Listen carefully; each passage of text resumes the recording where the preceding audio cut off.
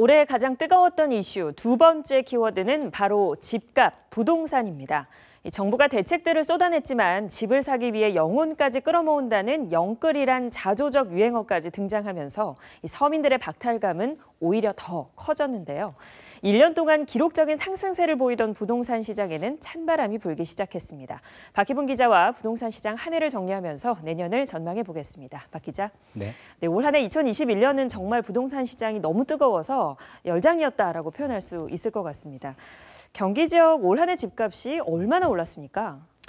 일단은 지난해 7월부터 시행된 임대차 3법의 영향이 올해까지도 영향을 끼쳤습니다. 그 영향이 가장 컸기 때문에 올해 경기도의 집값이 많이 올랐습니다. 자, 전세값이 급등했고요. 그러면서 이제 매물이 사라지면서 주택 매수 심리가 상승했고, 그러면서 내 집 마련을 하겠다는 심리가 폭발을 하게 된 겁니다. 네. 자, 지난 20일 기준으로 올해 전국의 아파트 값은 12.89% 상승했습니다. 경기도는 20.27%가 올랐습니다. 그러니까 네. 전국 평균보다 거의 2배 가까이 오른 셈입니다.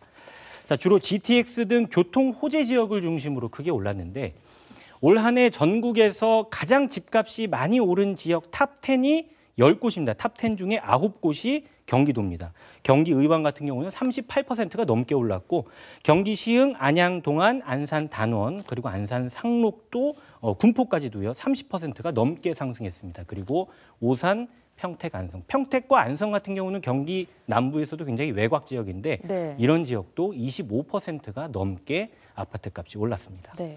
그런데 보면 이렇게 하늘 높은 줄 모르고 치솟았던 집값이 최근 들어서는 조금 감소세, 하락 감소세가 보이고 있고요. 또 거래 절벽 현상까지도 조금 보이고 있지 않습니까?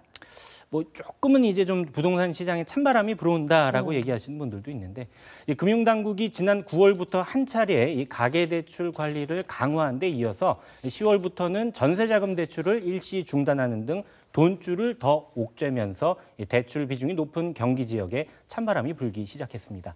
이 팔자 심리가 사자 심리보다 더 커진 겁니다.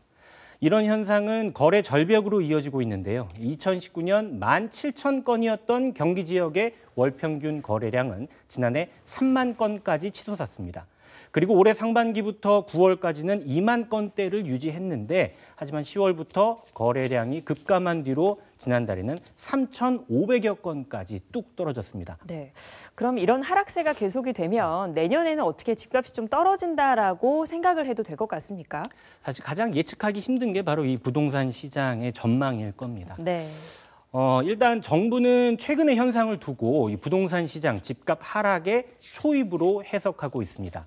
하지만 다른 한편에서는 매수자와 매도자 간의 힘겨루기로 해석하고 있는 시각도 있습니다. 전문가 의견 들어보시죠.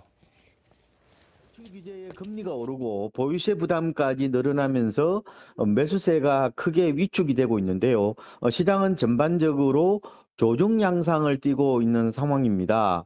다만 2022년에는 전세난으로 세입자들이 집을 살 수도 있는 가능성도 있기 때문에 추세적으로 집값이 하락할지 여부는 조금 더 지켜봐야 될 것 같습니다.